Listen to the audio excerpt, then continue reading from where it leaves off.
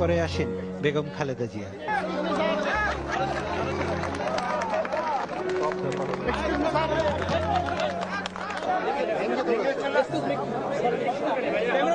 সাংবাদিকদের হাজারো প্রশ্ন, কেমন লাগলো, ভবিষ্যতে আবারও কথা বলবেন। দেখা হলো, খুব ভালো লাগছে। এমনি বিভিন্ন বিষয় নিয়ে এই আলোচনা হলো আর কি, কুশল বিনিময় হলো, কেমন ছিলাম, জেলের মধ্যে কেমন ছিলাম সেগুলো নিয়ে আলাপ হলো। না, নির্বাচন নিয়ে গেল, নির্বাচন নিয়ে তো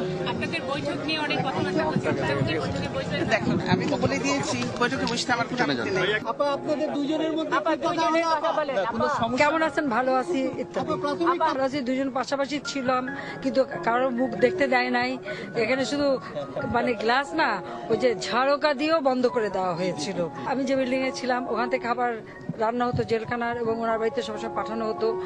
এই দুইটা টিফিনকে যেহেতু একটা আমার কাছে আসতো, একটা ওনার কাছে আসতো, এই নিয়ে আলোচনা। আবার বসবেন, আগে তো কথাই বলতেন না, এখন এটা কোনো এটা ঠিক না যে কথা বলতাম না, এটা ভুল। তবে বাস্তব অবস্থাটাও আপনাদের বোঝা উচিত।